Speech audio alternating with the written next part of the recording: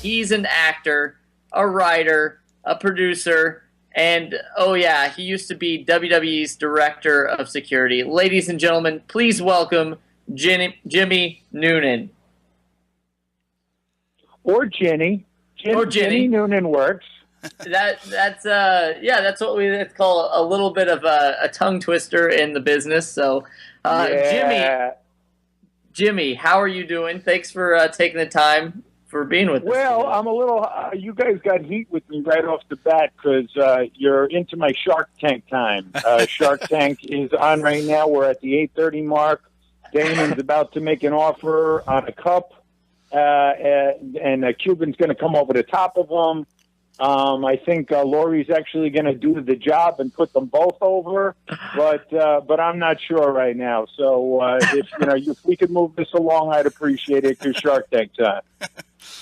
You got it. Now speaking of TV, obviously, imagine my surprise a few weeks back. Turned on the television and I see you on Fox's hit show Gotham. Now, how did this happen, and what was the experience like on this show?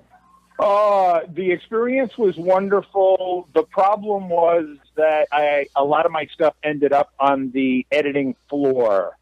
There was 2 previous scenes before the one where I escort Jada Pinkett Smith out.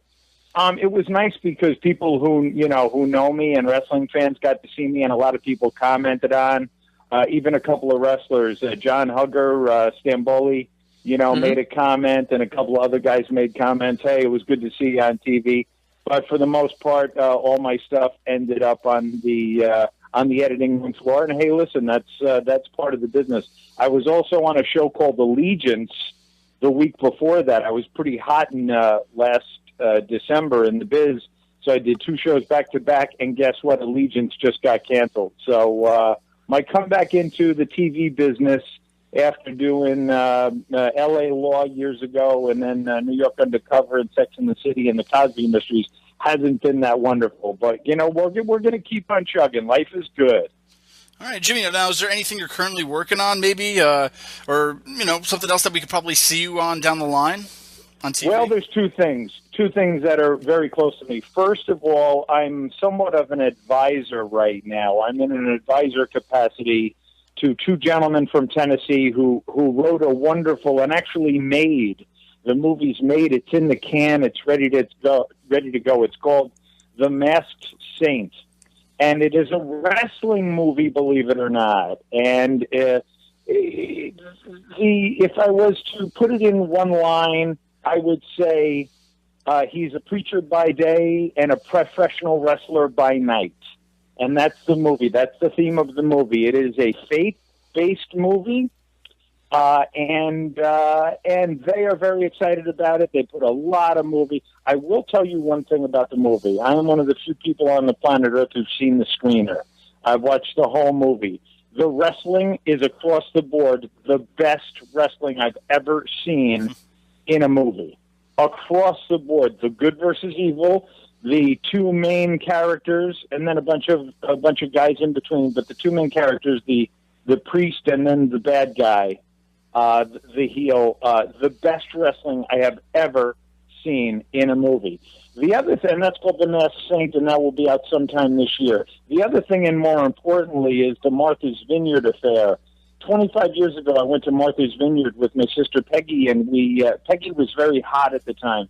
She was coming off 2 best-selling books. She was coming off time with Reagan in the Reagan White House, and we went up there for vacation. And I met a guy who had a book. He was kind of showing off the book to my sister Peggy one day, and he brought it by, and I instantly knew in 1990 that this was going to be a big part of my life. The problem was that I wrote the screenplay before I owned the rights. No knucklehead does that. First, people buy the rights, and then they write the screenplay. Well, I wrote the screenplay 25 years ago, and then we never worked it out. Anyway, it's years later. I approached the gentleman again. I got the rights to the book, to the producer and the screenwriter on the Martha's Vineyard affair. And now I'm in this quandary, what to do with the main male role. I originally wrote it for Jimmy Noonan. That's why That's why I got involved. The guy was in his 40s. He was big. He was heavily muscular. He's a real actor.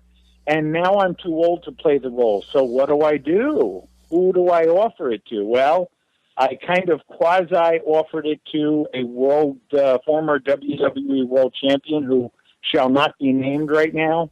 And he basically passed on it. There were too many questions, and right now he's too busy. So I've been thinking, I'm not, listen, I was in the business for a while. I have a few ideas. I'm not a big John Cena fan, but Cena would actually be perfect for the role. But you know who would actually be better for the role?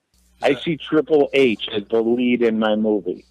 Now, this is normally a role that would go to like a Kevin Costner type or a younger Kevin Costner or Channing Tatum. But I actually see a guy like Triple H in my movie, and if Triple H ever wants to talk about doing the lead in my movie and giving me $3 or $4 million to get it done, I think we would have a major hit on my hand, and I think I would get WWE Films their first Academy Award nomination. That's my story, and I'm sticking to it. Hey, that sounds great to us. Now, you had a Kickstarter project for this movie, and it is starting to pick up a lot of buzz. So where do you go from here now that you've got some ideas of maybe who you'd like to cast? Where are we at this juncture? Well, we're nowhere right now. I'm going to be honest with you. I had the Kickstarter up, and you talk to all your friends and you talk to all your people. Oh yeah, you'll get it. And then all of a sudden, nobody's got any money. And all of a sudden, nobody's interested. And all of a sudden, I'll see you next week. So I dropped the Kickstarter project. I got $350 in a week. That means in 10 years, I could make my movie. Dudes, I'm not going to beg anybody for money. You want to be involved in something wonderful. Why wouldn't you trust my track record? Why wouldn't you trust the fact that I'm probably the only guy in the history of WWE ever to have been on Broadway. I'm fucking Broadway, okay? Yep. Movies, TV. I've been all over the world 100 times. I've done some incredible stuff. Why wouldn't you put your money behind me? But I'm not going to beg you. The movie's going to get made anyway, so I'm not worried. But I would, if there is some kind of synergy, like maybe, just maybe, I could look at it this way. Maybe I was at WWE almost 8 years for somebody to see this and say, man, that looks like a terrific project. I'd really like to read for that character. Maybe that's really the reason instead of all the other crappy reasons I was there. So anyway, the real answer is the project is nowhere right now. Jared Bunch, the former New York Giant fullback, who had a great year with the Giants in the 90s, he read it recently. He's a kind of a guy who knows a lot of people in California. He really liked it. He really enjoyed the female character, the female lead. I want to get Demi Moore for her comeback for a female lead, but, this is very difficult. I'm not a Hollywood guy. I took myself out of the Hollywood realm to go to WWE, and I screwed myself terribly. And now I'm not in that milieu even all these years later because I thought I was going to be in the security business. And I kind of, I don't need Hollywood anymore. Now here I am back in Hollywood, So I don't know. I don't know what the answer is sometimes, but it sure is an interesting journey. I'll be honest with you about that. All right. Well, speak a little bit more about Hollywood. I'm sure you get this asked a lot, but maybe the cult classic which you starred in, Super Troopers, a lot, which is actually filmed in our home area over here. There's been talk about a second movie. Any chance we're going to see you reprise the role? I can neither confirm nor deny. Oh, that is. I like to hear that. There you go. I can neither confirm nor deny.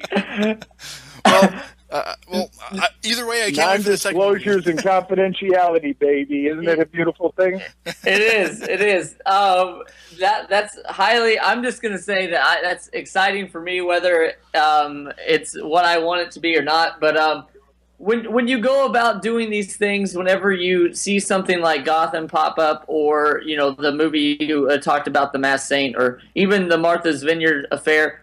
How do you go about picking a role? Because as you said, you were an accomplished actor. You are an accomplished actor. You were on Broadway. You get to be a little more choosy now, don't you? You would think. You would think at 57 years old, being a guy who's been in the business for 30 years, I would. But again, so I'm going to flat out do something tonight and say something I've never said before. In 1999, 2000, I sat down with Peggy, my sister, and she said, what are you going to do? So what's this thing I hear about these guys wrestling? I said, well, I'm going out on the road with WWE. I've been offered a great job. She said, why would you do that? You just came off a Broadway show. You're about to do another. You did 3 TVs, Super Troopers, a movie with Jill Clayburgh, at a beautiful scene with Jill Clayburgh. You got all this stuff going on. Why would you take yourself out of that when you're about to hit?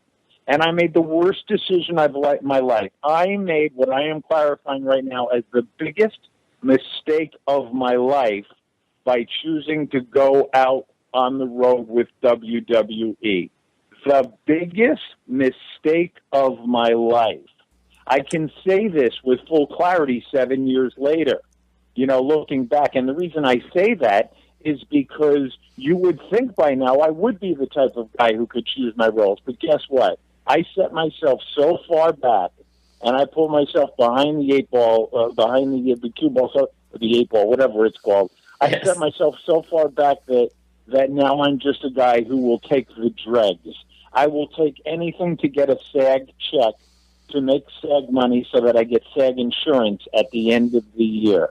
I totally screwed myself by going out on the road with WWE to spend time with wrestlers and to see the world. I was going to see the world anyway. Guess what? So there's 2 answers in one for you. All right, well, speaking of the WWE, for people who may not know you, you were the director of security for many years. With that being said, I think you're more than qualified to answer these next few questions than anyone.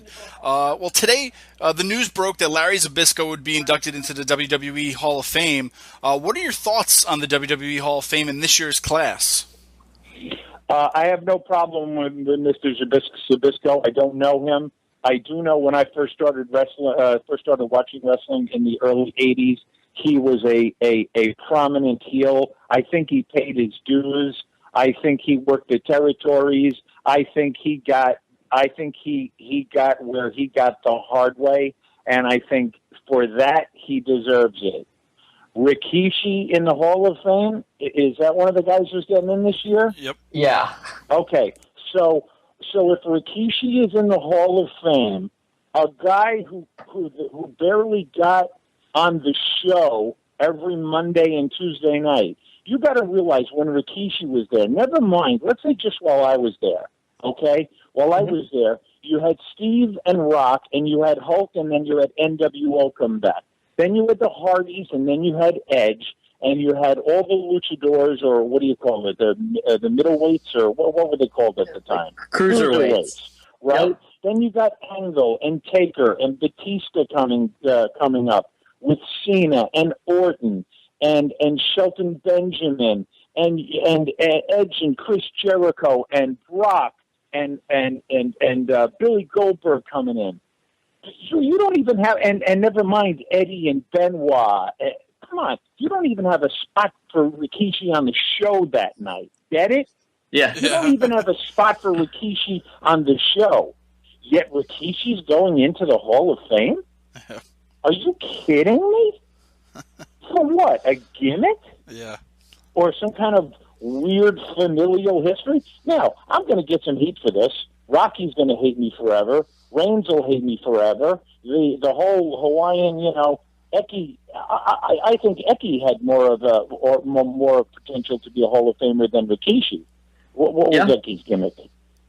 Eki's gimmick. 3-minute warning, and what was the other thing? Yep, Umaga. Umaga. I mean, I think he was a better wrestler. I mean, you're in there for a gimmick. I get it, but come on, what? Chuck and Billy are next? Are Chuck and Billy next for the Hall of Fame? Are the Heartthrobs next for the Hall of Fame? This is just getting ridiculous. I'm sorry, I don't get it. The celebrity thing I get because WWE at the end of the day has to sell tickets, and they have to put the Drew Carries and the Mike Tysons because there's a crossover appeal. But true Hall of Fame work, Are you guys telling me that Rikishi? So let me ask you a question: does Rikishi belong in the Hall of Fame? I do not think so. Nope. Steve, you? Nope, not at all. Of course. You know, I mean, that's the answer. Will Rey Mysterio be a Hall of Famer someday? Absolutely. Rey Mysterio revolutionized what the smaller guys did. That's a call in 5, 6, 7 years, maybe sooner than that. I mean, maybe you agree, maybe you don't. But Rikishi, sorry guys, wrong answer. Well, now I guess we're gonna get into some controversy here. I didn't know if this was gonna happen or not, but I have to ask you about it. 2014 and 15 has been filled with controversy in the world of wrestling. CM Punk made an abrupt departure, and now we're getting this investigation and resignation of head trainer Bill DeMott. It feels like the world of wrestling has been more exposed than ever. Do you have any thoughts about the Bill DeMott situation? I met Bill DeMott in 2000. I met him at the restaurant, WWF New York, and Bill DeMott was one of the first guys to greet me on the road in Texas. One of my first 4 shows were in Texas in the late 99, early 2000, somewhere around there. I can't remember because I spent a lot of time at WWF New York before going on the road. So we got to know the talent that way. Bill DeMott was always a gentleman. He was very likable. He went out of his way. Now, I don't know if it was his girlfriend or his wife, and I'm not being funny. I just can't remember if he was married at the time or a girlfriend, but he had a beautiful woman with him who was obviously his significant other. And he introduced me to her in Texas. He was a gentleman. He was one of the nicest guys. Then we did a show in Yuma, Arizona, about a week or 2 later, and we had a lot of fun. I never had any beef with Bill. Do I believe all the things that he's been accused of? I absolutely do. But I say that with, I think it would have been anybody who was in his spot. I don't necessarily think it's Bill being an ugly man or a bad guy, but I would say in general there is a culture of bullying in WWE in general. WWE is a real bullying type of place. Some guys that you wouldn't expect. Listen, I'm never going to ever say anything bad about Vince McMahon.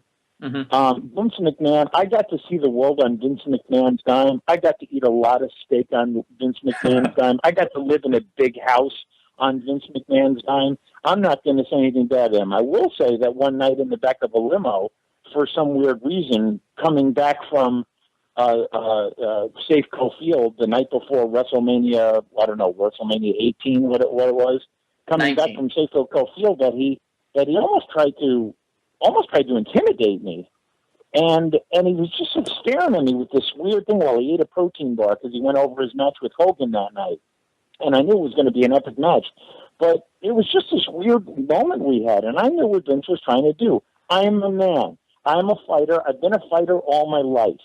Okay? I was getting in bar brawls when I was 15 years old. I know when another man is trying to intimidate me, and Vince, for some reason, in that weird moment, I felt like tried to intimidate me. There's a bigger picture here. The WWE is full of bullies. JBL, as much as I love him, is a bully. Booker T is one of the biggest bullies in WWE history. Then you got the obvious ones. You got Bob. What he did to Capitelli that day. Bully Bob, or what the hell's his name? Bully Bob. Hardcore Holly.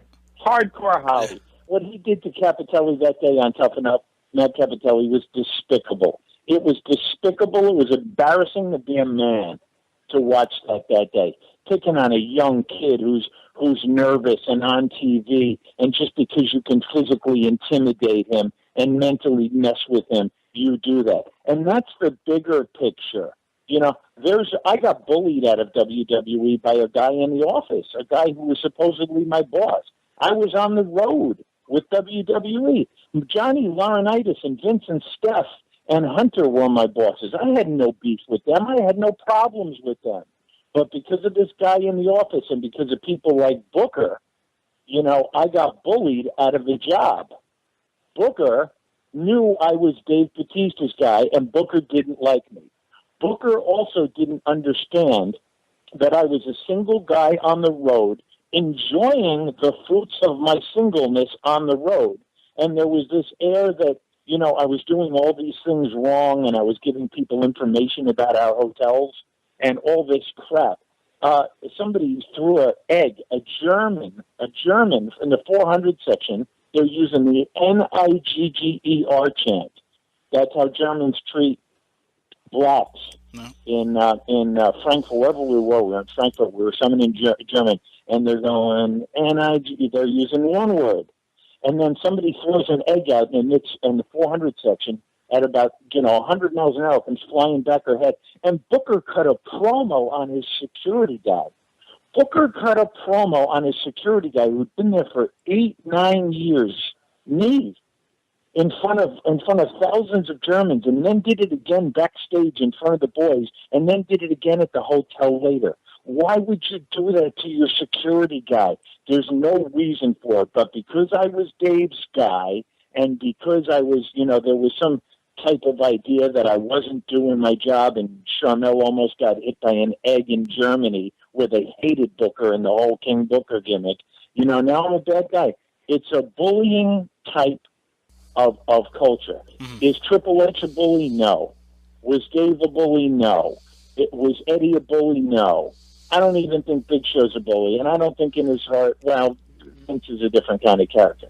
Cena in his own way, with all his power, is a little bit of a bully. I was never a Cena guy, and Cena was a bit of a bully, Sure. So I think the bigger picture is whether it was Bill DeMott or somebody else, it was going to happen. That's the culture of WWE. It's bullying. Mm. Now, did you happen to catch Colt Cabana's podcast with CM Punk? Best podcast interview I have ever heard across the board. I listened just because, Punk is Punk, and I wanted to hear what he would say. And it was across the board. It was historic. It was historic. It was that big. It was that good. Do you think Punk was justified in his complaints? Oh, I don't. I think Punk was spot on 100%. Mm-hmm. I mean, about everything. Now, do I know that? Do I know that the big guy was actually a little stiff with him? Well, I wasn't there for it. Would I imagine it? Absolutely. Do I know about the cyst on the back? No. Did I see pictures? No. Do I doubt it? No, I don't doubt it.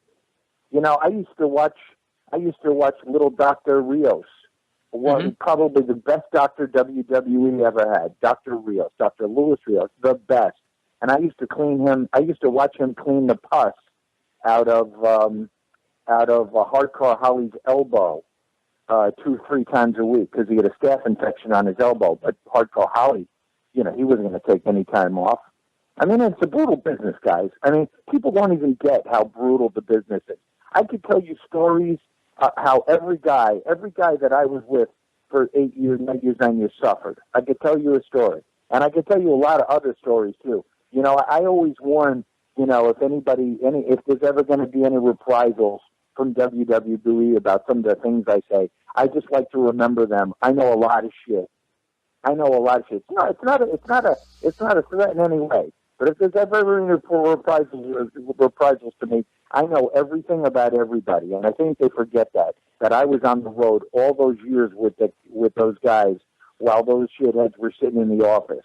And I mean shitheads like the guy who dumped me, some guy named Rich Herring, and who eventually dumped Jimmy Tillis and who eventually dumped Gary Perna and the rest of the security guys, too. He's a bad guy, and he's a bully. Now, there's a current campaign called #GiveDivas a Chance. This is a reaction to the fans chanting boring during most of the Divas matches.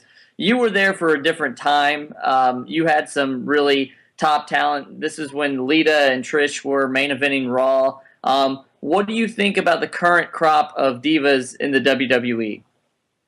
Well, I think that girl with the long red hair, the fire engine red hair. Yeah, Eva What's Marie. her name? She is magnificent. Yes. Oh my God, I would chop off my right leg to spend the night with her. What do I think? I think it's a different time.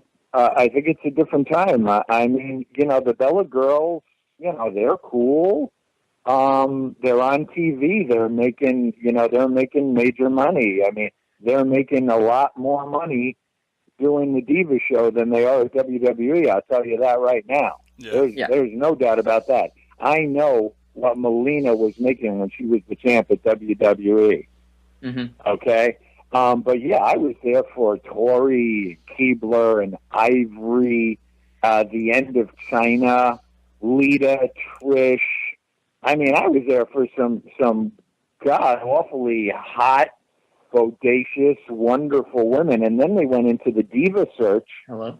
And then they went into Tough Enough. So we got women. At one time, it was so brutal to walk backstage at WWE in the middle 2000s because the sexual energy was so incredible. Not only did we have hot chicks from WWE offices working backstage, but we had the Tough Enough girls and the girls who were trying out. Then they had the Diva search, and then we had our girls. It made it awfully difficult to work at WWE in those years. Mm-hmm. Yeah. So anyway, your question is, what do I think?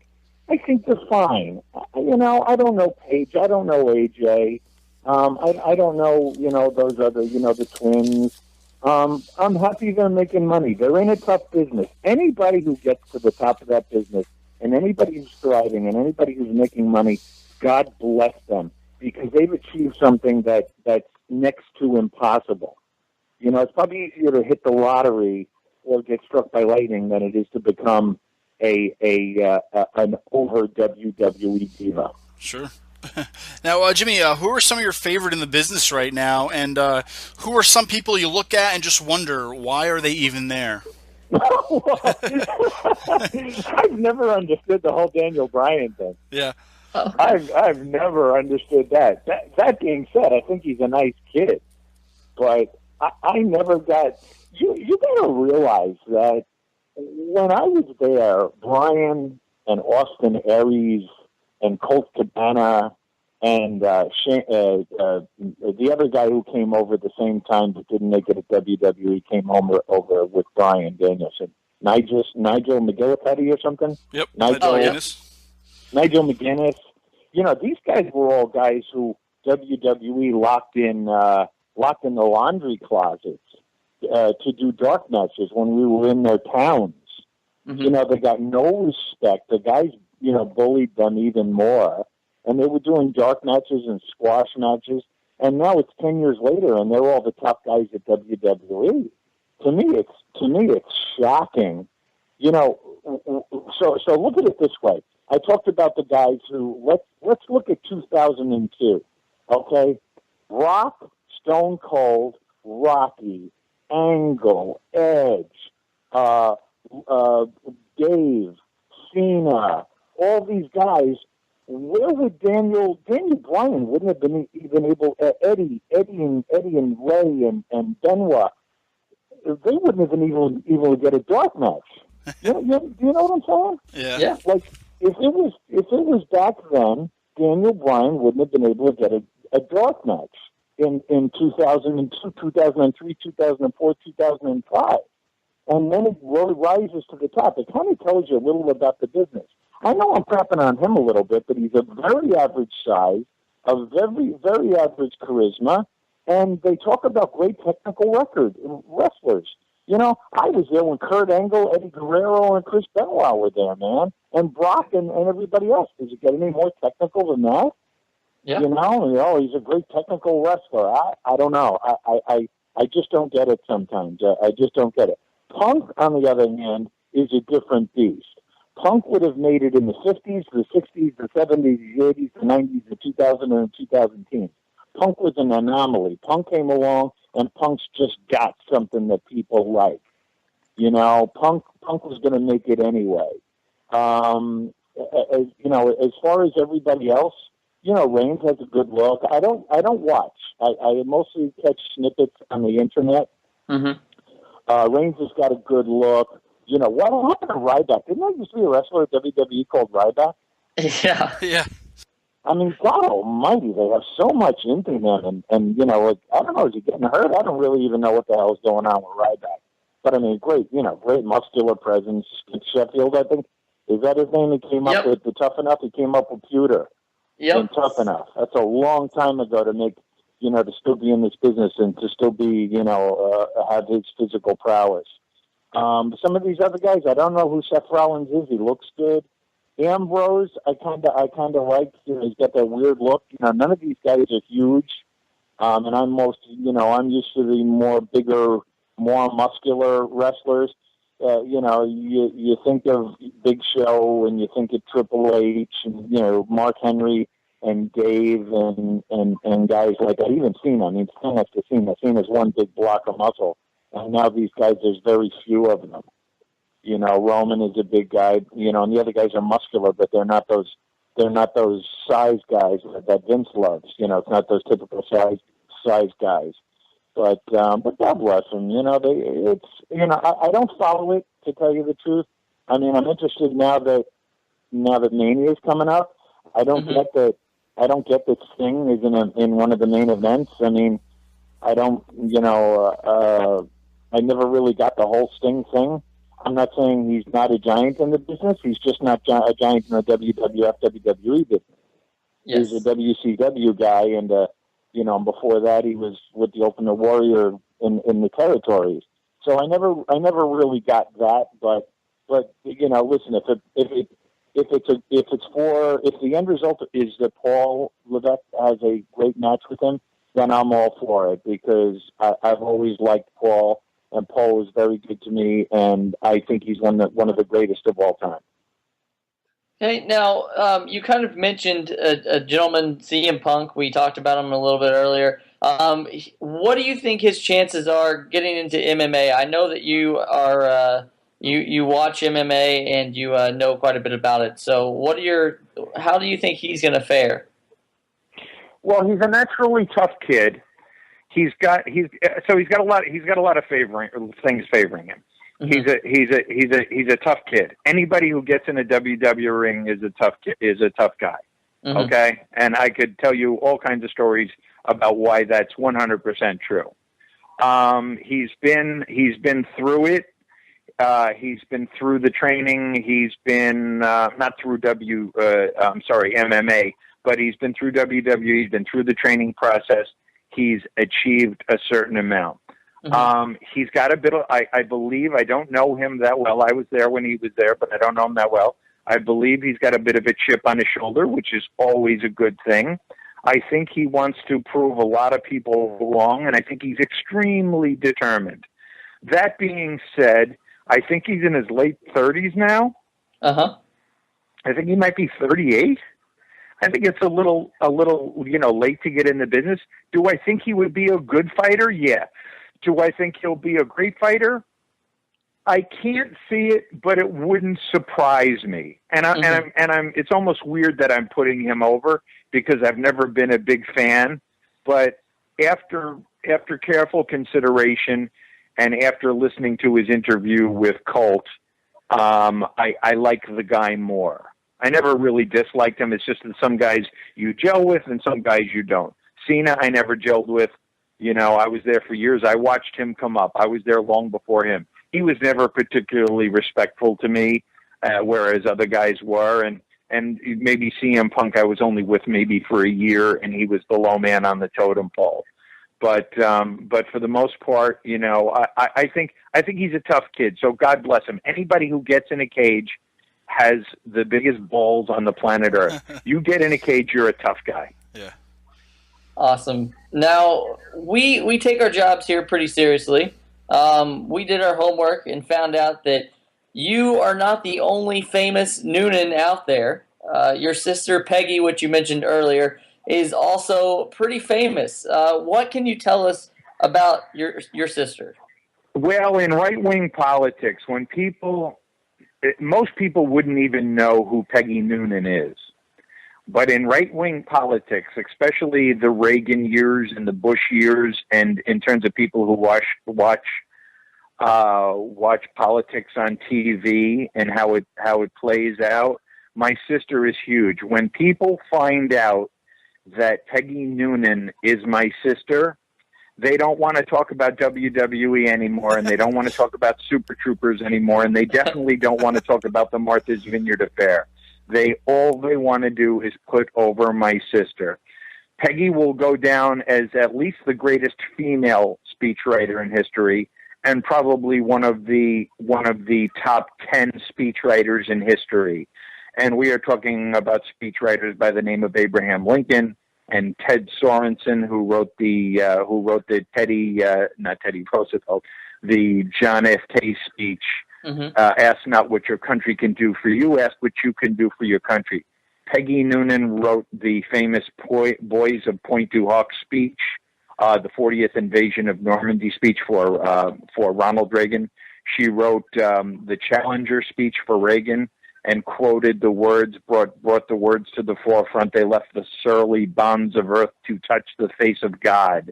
And she also wrote the inauguration address for Bush the Senior, 1,000 points of light, a kinder, gentler nation, read my lips. My sister Peggy is responsible for those words. So you could see that she's big. And in right-wing politics, it doesn't get any bigger. She is my sister. She's a wonderful lady. We've had a rough relationship over the years because we're a big Irish family. I have 6 sisters, and she is one of them. But it doesn't matter. She's a wonderful and talented woman, and we actually sold my first movie. I came back from Los Angeles in 1990, and I told Peggy a story. Over the next week, we wrote the movie, and we sold it to Warner Brothers 1 week later.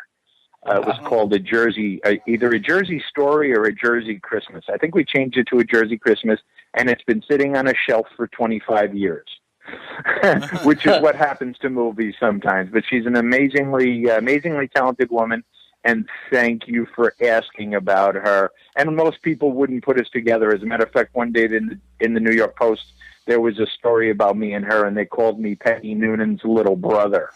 And of course, I'm 6'2", 265, and Peggy's about 5'6.5". So it was kind of funny that everybody calls me Peggy Noonan's little brother. All right, so Jimmy, what does the future hold for Jimmy Noonan?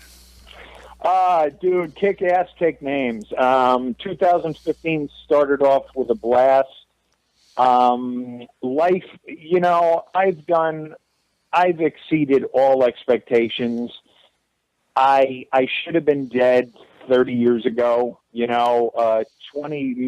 6th, 1987. This May will be my 28th year of continuous spiritual sobriety. So I should have been dead 30 years ago. So that the fact that I've made it to 57 and have excelled at everything I've done, I've been and am an actor. I am a proud member, 25 years of the Screen Actors Guild. I'm a decent father to Jim and Cecily, my almost 34-year-old son, and my 10-year-old daughter in Detroit. By the way, my 10-year-old daughter is the best thing that happened to me at WWE. Most things that happen to me turn in retrospect, kind of suck. But I got a 10-year-old daughter out of the deal. On the road, I met somebody, and we had a baby together. I have excelled at the security business. I've excelled at sobriety and helping other people get sober. I'm becoming quite the writer, and I hate to put myself over. It's just a fact. If I don't put myself over, who's going to put me over, right? We will. We will. I think 2015 and beyond, as successful, and I think by all definitions of the word successful, I have been successful in life, but I think my true success lies in my future, and that's the exciting part. That's the reason, I get out of bed every day, and the first thing I do every day when I get out of bed is I thank my God for another beautiful night and another beautiful morning, and I just ask him, to put me in the right direction, and just to be kind to somebody. Just to be kind to one other human being today. I don't have to be kind to everybody, although I try, but just to be extra kind to one extra human every day. And life is very, very exciting for this old, fat, 57-year-old man. I'm really, really, really excited. Lightning round. Which is harder, security or acting? Acting by far. Acting by far. All right. Vince McMahon.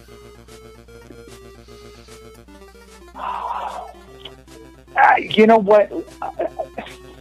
The first thing that I felt in my chest, believe it or not, and I have no idea why, was like father, and I have no idea why. But okay. I think that's being honest, like just like a father, almost like a father. Sure. Okay. Best part about working for WWE? The perks. The perks as it pertains to seeing the world in first class, literally, the traveling perks. That was the best thing about WWE. All right. Who's your favorite actor? I would have to say either the top three are Nicholson, Pacino, and Dustin Hoffman. All right. Okay. I know you talk about it a lot, and people are probably wanting to know like something ridiculous that happened or whatever. But do you have a funniest security story? Funniest security story. Well, it's been done before, but I think when the Undertaker in Bangor, Maine, or Lewiston, Mass, some weird place up there, I think when he hit the ring one night, and it wasn't the Undertaker, it was a kid, maybe about 20 years old. He was very tall and very skinny, and I'm talking about with the hat and the overcoat and the urn, and he hits the ring one night. And I clobbered him. Oh my God! I took him off the ring post from the floor. I fucked this kid up. And it turns out he plays like the Undertaker in his local school play, and he's like autistic or something like that. Oh no! And it's not particularly funny, but it really is, because you just never know. When somebody means. I take my job very seriously, and when I was at WWE. There were never, ever any problems. When Jimmy Tillis and I ran a show, and there was just me at one show, me at Raw, and Tillis at SmackDown, or vice versa, there were never any problems. We were good, and we took our jobs. I would have walked to the end of the earth on broken glass for that company. I would have done anything for that company. And we made the tightest, best shows, but nobody ever hit the ring. But you didn't they didn't necessarily mean bad will when they did hit the ring. And I clobbered this poor kid one night, and it turns out he was like, developmentally challenged or something. I actually felt bad because I clobbered this kid. All right. Well, what's the worst part about working security? There's a saying in security that shit runs downhill and it stops at security. Okay. Shit runs downhill and it stops at security. That's the answer right there. Okay. Now, over the years, you've seen WWE kind of go from when you were there, it was more gritty, real, raw. What are your thoughts on WWE in this era, PG era? WWE, I think you can find more. It doesn't necessarily have to be as over the top as the late 90s, the Attitude Era, but it also doesn't have to be today. I think it can be more the early 2000s, when guys were still gigging, and there was still, the suck it chants, and it was somewhere in the middle of the Attitude Era and where it is now.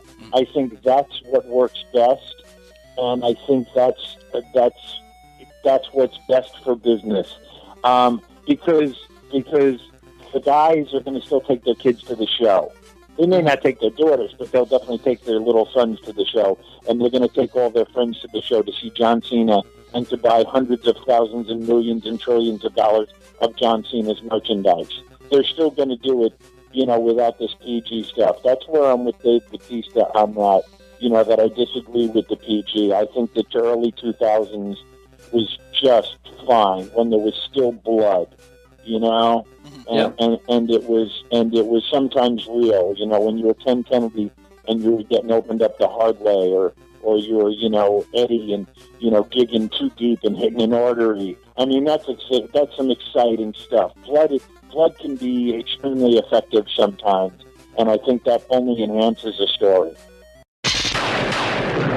Jimmy, I think we barely scratched the surface with you tonight, but I mean, we loved having you on. Where can fans keep up with you these days if they want to follow you?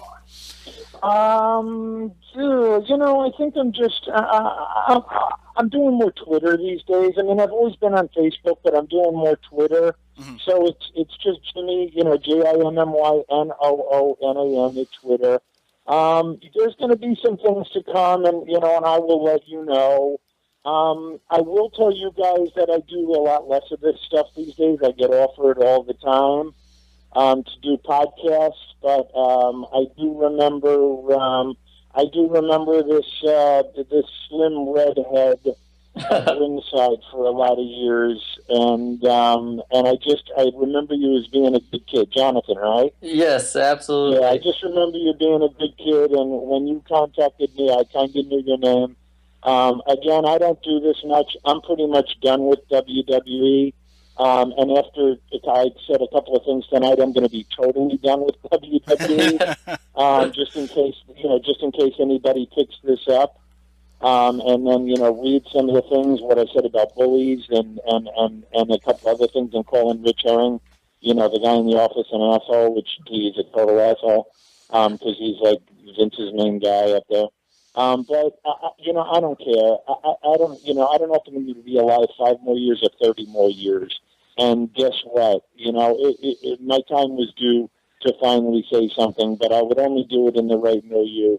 And I kind of chose you guys. I mean, we chose each other, but I say no to a lot of people these days. But I just felt like saying okay to you guys. So in some senses, this is my au revoir to the wrestling business. I just don't care anymore. I don't care. I look back at it as not a fun time in my life. It was miserable, and I made a huge mistake going on the road with WWE. So God bless them. I wish them all well, and they can all kiss my ass. Well, we thank you so much. Like you said, you've got a lot of things coming up, so everybody go out there and just support this gentleman. He is a class act. Always a nice guy to me, and we just want to thank you for coming on tonight. Beautiful. Thanks, guys. I really appreciate it. Take care of yourself.